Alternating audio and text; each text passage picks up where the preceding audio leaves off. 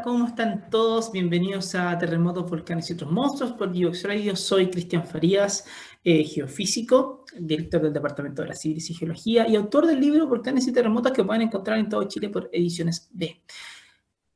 Hoy día lo que nos convoca es algo de 1000 kilómetros de largo, una cuestión súper interesante que está en nuestro país y que de pronto no es tan conocido, no es tan evidente la influencia que tiene o no aparece en todos lados, pero sí es algo muy potente. Sí, es la zona de falla Liquiñe-Ofqui. Y eso significa que este programa vamos a tener que irlo trabajando un poquito de manera como más en cuanto a conceptos, porque resulta que cuando pensamos en una falla, nuestra imaginaria se va a la falla de San Andrés, y si nos vamos a la falla de San Andrés, nos vamos a la roca y un helicóptero y la tierra abriéndose y todo que se cae. Y la verdad es que eso no pasa. Pero sin embargo, sí hay cosas que pasan que son sumamente interesantes y que pueden ser complejas en algunos casos. Y en lo que ocurre en la Liquiñe-Ofqui, no solamente algo que tenga que ver con los sismos que se pueden generar en una falla muy grande, sino que también es algo que tiene mucho que ver con cómo los volcanes mismos funcionan. Y eso es lo interesante de lo que queremos trabajar el día de hoy. Así que partamos de alguna manera. La idea inicial es que en todo el mundo hay sistemas de fallas. Y un sistema de fallas en realidad es una zona donde hay varias fracturas en la corteza, lugares donde se ha roto la corteza y que los lugares se mueven lentamente uno respecto al otro. Está llenísimo de fallas en todos lados. De hecho, hay un proyecto que están dando hace no muchos años acá en toda Sudamérica, que tiene como intención mapear todas las fallas que pueden generar sismos, porque ese es el otro. Tú puedes tener una fractura, pero de ahí que esa fractura genere sismo o no, bueno, eso es un tema que tenemos que verlo. No necesariamente una falla que esté ahí presente hace harto tiempo te va a generar sismos. Y por lo tanto, vale la pena irse preguntando, oye, ¿en qué condiciones una falla puede generarte algo? ¿O de qué tamaño son esos sismos que te puede generar? Porque estamos tan acostumbrados a nuestros queridos sismos de la zona de subducción, de magnitud 7, 8, cosas grandes, magnitud 9, que de pronto no pensamos tanto en lo que pasa en las fallas. Y como les comento, hay varias. Hay en el norte, está la falla está la falla de San Ramón, que presenta evidencia de sismos en algún momento del pasado, más geológicos, unos cuantos miles de años, y no sabemos cuándo viene la siguiente, pero puede ser muy compleja. Están fallas más hacia el sur, está la falla de la Nalhue, está la falla que está por la parte del río Melado, está la falla que está cerca de la laguna del Maule, la falla Troncoso, que tiene enjambres sísmicos cada cierto tiempo. Hay una falla que está no tan lejana de la laguna del Maule que te dio un sismo de magnitud 6.2, pero superficial. Y que se sintió fuerte, aunque no hay mucha gente que vive cerca, entonces no pasó nada, pero sí se sintió potente, y era un sismo que se dio hace no tanto tiempo, el 2012, con un enjambre después. Entonces, hay varios sistemas que se están dando. Y esos son evidencias de que tienes una dinámica súper compleja dentro de nuestro sistema de placas. Es decir, uno piensa, oye, sí, tengo una placa que se quiere meter debajo de la otra y que se están empujando todo el tiempo, pero eso deforma todo. Y de pronto uno no lo concibe tanto. Deformar todo igual implica otras cosas. Implica que estás constantemente empujando zonas, y cuando hay lugares de la corteza que están rotos y que no tienes realmente una cuestión que está completamente unida, sino que tienes algo que está muchísimo más débil ahí, una parte del bloque se va a mover y la otra quizás no. Y eso puede acumular tensión hasta que se libere tensión. Entonces ya no pensamos en algo donde una placa se mete dentro de la otra, o debajo de la otra, sino que estamos viendo algo así como que una se va moviendo para poder generar este tipo de eventos. Y así se va dando. Entonces, en el caso de la falla Liquiñe-Ofqui, esta es una falla esto es un sistema de fallas, porque son muchas, y durante unos buenos kilómetros, digámoslo, que comienza por ahí por el volcán Copahue. al menos lo que se conoce hasta ahora. Pero el volcán Copahue al sur de la región del Biobío. Ahí comienza. Y luego se extiende, atraviesa toda la región de la Araucanía, toda la región de los ríos, toda la región de los lagos, y llega hasta la región de Aysén.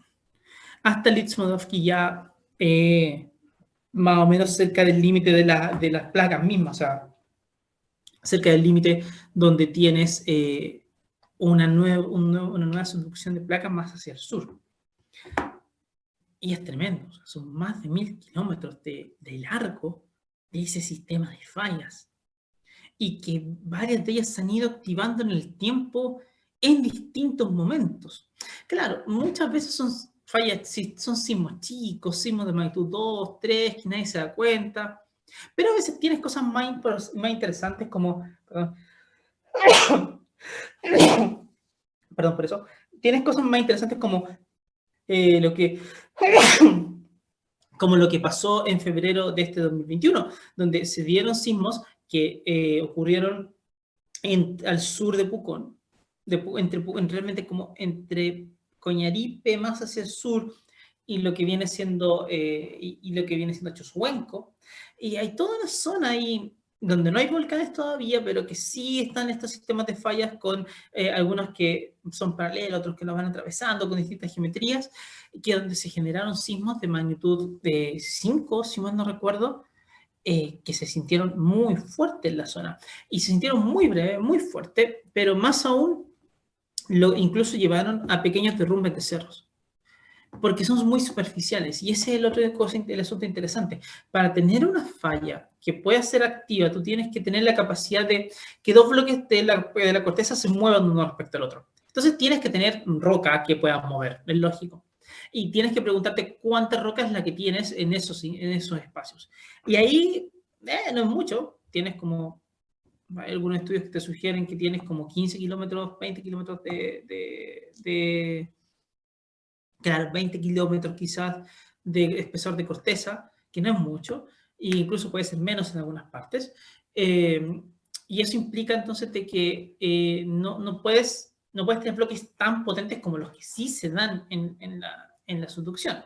Y por tanto, los sismos que se puedan dar en un sistema de fallas como el Liquiñovsky quizás no van a pasar mucho más allá de un sismo de magnitud 6, 6,5, por ejemplo. Pero vamos a preguntarnos acerca de qué significa eso, porque resulta de que estamos reacostumbrados a un sismo de magnitud 6 que ocurre a 30 kilómetros de profundidad en la zona de subducción, que genera oscilaciones que tienen frecuencia más baja, entonces como que las sentimos como un vaivén, pero no nos pasa mucho más. Pero cuando nos ponemos en uno de estos que están ahí, resulta de que se generan primero que todo donde puede romper roca, y eso implica de que van a ser superficiales. Si es que no tienes más de 20 kilómetros de corteza, de espesor de corteza, tienes que generar sismos sumamente superficiales en esos lugares, y van a salir superficiales. Muchos de estos son con profundidades de 10 kilómetros, 5 kilómetros, y eso se siente fuerte.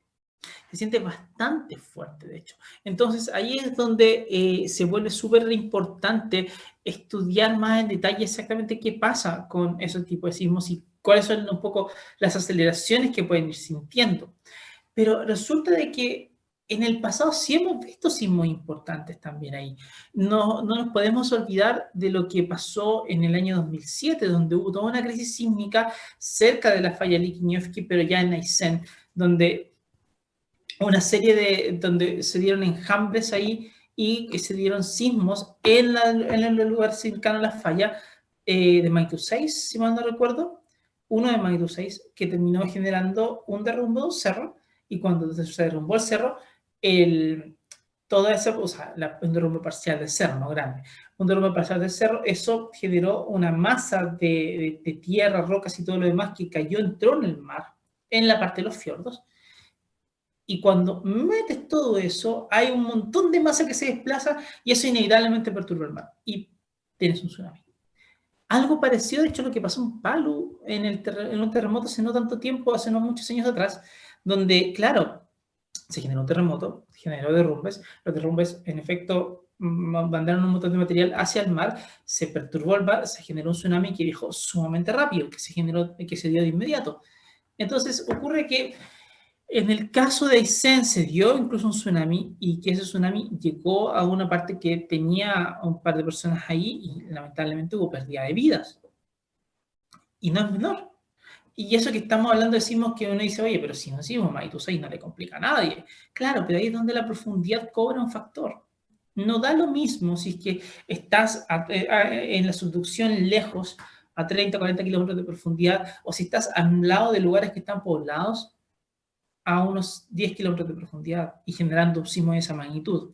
Ahí se va a sentir fuerte, ahí el efecto va a ser potente, aunque el sismo sea chico, aunque sea transitorio, aunque no sea un gran sismo, pero sí puede generar problemas bastante grandes. Eso es lo que puede hacer una falla superficial en general. Y el tema es que como la liquidez es tan larga, entonces una de las cuestiones que pasa es que un sismo de magnitud 6 o 6,5, que podríamos decir que sería como un escenario más grande, ese sismo se puede dar en muchos lugares de la falla. Porque el largo de falla de un sismo así es relativamente chico, no es de más allá de unos 30 kilómetros, no va más allá. Y por eso mismo, entonces, es que el sismo va a poder ocurrir de pronto cerca de Milipeuco, otras veces cerca de Lonquimay, más al norte, perdón. Otras veces puede ocurrir más bien cerca de Ensenada, Puerto Vara, donde está el Calbuco, los Hornos, o más hacia el sur, cuando podemos llegar pensando cerca de Chaitén, ya llegando más hacia la zona de la región de Aysén. Y esas cosas son las que se pueden dar. Porque resulta que, y esto es súper importante, los terremotos escalan de alguna manera. Es decir, es cierto que el tamaño de un terremoto depende de cuán larga sea la zona que se rompe, cuán ancha sea la zona que se rompe y cuánto se mueven los bloques cuando se desliza un bloque respecto al otro. Y eso es el mecanismo que se da.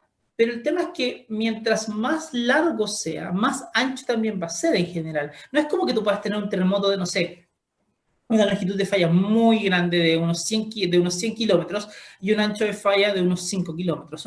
Eso no va a pasar. Lo que la experiencia nos muestra es que mientras más grandes vayan siendo los largos de falla, entonces más largos van a ser también, más grandes van a ser los anchos de falla. Y en ese caso nos encontramos con el límite. El límite está en que la corteza no te da para algo más grande que un ancho de falla de unos, qué sé yo, 20 kilómetros, dependiendo de dónde estés. Entonces eso significa de que no puedes tener un terremoto demasiado grande, pero sí puedes tener múltiples terremotos en distintos momentos en la falla, en la zona de fallas. Y ahí la siguiente pregunta es, ¿cuándo ocurrieron esos? ¿Cuándo pueden volver a ocurrir? ¿Cuán activa está la falla? ¿Y cuál es la implicancia que tiene esa falla? Entonces, en el siguiente bloque nos vamos a poner a conversar eso en detalle. Nos vemos a la vuelta de la pausa.